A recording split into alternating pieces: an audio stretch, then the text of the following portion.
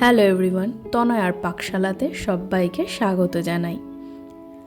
আমাদের বাঙালিদের কিন্তু একটা ইমোশন হচ্ছে এই পোস্ত, তাই মনে হলো তার সাথে যখন ডিমের রেসিপি, তাহলে তোমাদের সঙ্গে শেয়ার করা যেতেই পারে।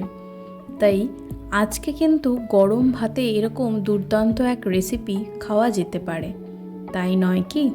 ডিম আর পোস্ত কম্বিনেশনে আজকের রেসিপি ডিম পোস্ত। চলো, এর জন্য দেখো এখানে আমরা নিয়ে নিয়েছি মুরগির ডিম, তোমরা চাইলে কিন্তু হাঁসের ডিম নিতে পারো। এখানে আমরা টোটাল 5টা ডিম নিয়েছি একটা বড় সাইজের পেঁয়াজ আর টমেটো কুচিয়ে রেখেছিলাম। এবার এর মধ্যে দিয়ে দিচ্ছি জলের মধ্যে এটাকে সিদ্ধ হওয়ার জন্য। দেব অল্প একটু সামান্য নুন, কারণ খোসাটা নাকি খুব ভালো করে ছাড়ানো যায় এই নুন দিলে।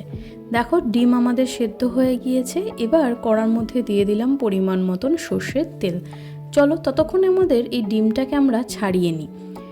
যেহেতু পোস্তর সাথে এই রান্না, তাতে আমার মনে হয় এখানে সর্ষের তেলের ভূমিকাটা কিন্তু বেশ অনেকখানি। চলো, ডিম আমাদের সম্পূর্ণ ছাড়ানো হয়ে গিয়েছে। এবার একটা ছুরির সাহায্যে হোক, খুন্তি হোক বা চামচের সাহায্যে একটু হালকা করে এইভাবে কেটে নেব। এর জন্য এই ডিম পোস্তের জন্য লাগছে আমাদের বেশ খানিকটা পরিমাণে পোস্ত। এখানে আমরা প্রায় 5 চামচ মতো নিয়েছি পোস্ত। এবার তেল খুব ভালো করে গরম হয়ে গিয়েছে। এবার এর মধ্যে সেই ডিমগুলোকে আমরা দিয়ে দেবো অল্প একটু পরিমাণ মতো নুন আর সামান্য হলুদের গুঁড়ো দিয়ে খুব ভালো করে একটু হালকা হাতে ভেজে নিলেই যথেষ্ট। এগুলোকে কিন্তু খুব কড়া করে ভাজার কোনো প্রয়োজন নেই, একটু আলতো ভাজা হলেই হবে।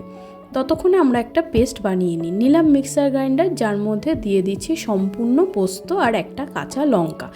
এখন আমরা কোনো রকম জল দেব না, যেহেতু মিক্সার গ্রাইন্ডারে করছি, একটু শুকনো অবস্থাতে আগে ড্রাই রোস্ট করে নেব। দেখো এইভাবে কিন্তু একটু রোস্ট করে নিয়েছি, আর এখানে কিন্তু খুব ভালো মতন পোস্ত ডাস্ট হয়ে গিয়েছে। এবার দিলাম পরিমাণ মতন জল দিয়ে এবার এটাকে খুব ভালো করে একটা স্মুথ পেস্ট আমাদের বানিয়ে নিতে হবে। ততক্ষণে তেল গরম হয়ে গিয়েছে, ওর মধ্যে কোনো রকম ফোড়ন আমরা এখানে ইউজ করব না। দিলাম এখানে একটা সেই যে কেটে রেখেছিলাম পেঁয়াজ ছোট ছোট করে, সেগুলোকে দিয়ে দিলাম। দিয়ে খুব ভালো করে একটু ভেজে নিতে হবে। যখন পেঁয়াজের গায়ে খুব সুন্দর একটা হালকা রং ধরবে, ততক্ষণে চলো তোমাদের দেখিয়ে দিই পোস্তটা কীরকম পর্যায়ে আছে। দেখো পোস্ত আমাদের কিন্তু খুব ভালো মতন পেস্ট হয়ে গিয়েছে। তোমরা চাইলে কিন্তু শিলনোড়াতে করতে পারো, তোমাদের দেখিয়ে দিলাম। ততক্ষণে কিন্তু আমাদের পেঁয়াজ ভাজা হতে থাক। এটাকে একটু ঢেলে নেব। এটাকে আমরা দুটো ভাগে কিন্তু দেব, পুরো পোস্ত বাটাটা আমরা এই সময় দিয়ে দেব না। তো এখন ততক্ষণে আমাদের পেঁয়াজ কিন্তু হালকা একটু গোল্ডেন কালার ধরেছে। এবার সেই কেটে রাখা যে টমেটো ছিল সেগুলোকে দিয়ে দেবো। দিয়ে কিন্তু খুব ভালো করে পেঁয়াজ আর টমেটোকে কষিয়ে নিতে হবে। এই সময় গ্যাসের ফ্লেমটাকে একটু মিডিয়াম টু হাইতে রেখে করার চেষ্টা করো, তাহলেই হবে। দিলাম এর মধ্যে ভালো সুন্দর একটা রং ধরার জন্য কাশ্মীরি লঙ্কার গুঁড়ো। এখানে কিন্তু তোমরা চাইলে এই কাশ্মীরি লঙ্কার গুঁড়ো বা হলুদ কোনোটাই কিন্তু ইউজ নাও করতে পারো, তাহলে একটু সাদাটে ব্যাপার আসবে। আর যদি এই জিনিসগুলো দিয়ে থাকো তাহলে পরে কিন্তু একটু সুন্দর কালার আসবে। আমরা কিন্তু এই কষানোর সময় কোনো রকম হলুদের ব্যবহার করিনি। এবার দিয়ে দেবো সেই পোস্তটা। এখানে আমরা তোমাদের প্রথমেই বলেছি, এখানে আমরা দুটো ভাগে পোস্তটাকে দেব। দিয়ে খুব ভালো করে এভাবে নাড়িয়ে নিলাম। দেখো, আর বাকিটা পোস্ত রেখে দিচ্ছি। খুব ভালো করে মশলাটা যখন ভাজা ভাজা হয়ে যাবে, তখন মিক্সার গ্রাইন্ডারে ধোয়া সেই সম্পূর্ণ জলটা আমরা দিয়ে দিলাম। দিয়ে খুব ভালো করে নাড়িয়ে নিয়েছি, আর দিয়েছিলাম মাঝখানে এক শুকনো লঙ্কা। দেখো এবার দিয়ে দিয়েছি বাকি সাইড থেকে বেশ খানিকটা পরিমাণে জল। এটা কিন্তু খুব ঝোল ঝোল হবে না, গা মাখা মাখা শুকনো শুকনো হবে। এবার ভেজে রাখা ডিমগুলোকে এর মধ্যে দিয়ে দিলাম। দিয়ে কিন্তু খুব ভালো করে একটু নাড়িয়ে চাড়িয়ে নিতে হবে। এই সময় গ্যাসের ফ্লেমটাকে মিডিয়াম টু হাইতে রাখলেই যথেষ্ট।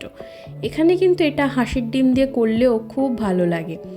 এবার এটাকে আমরা ঢাকা চাপা দিয়ে রেখে দিচ্ছি। যারা ফার্স্ট টাইম চ্যানেলটা ভিজিট করছো তাদের কাছে অনুরোধ রইল, চ্যানেলটা সাবস্ক্রাইব করো, পাশে থাকা বেল আইকনটি প্রেস করো, যাতে নতুন নোটিফিকেশন তোমাদের কাছে চলে আসে।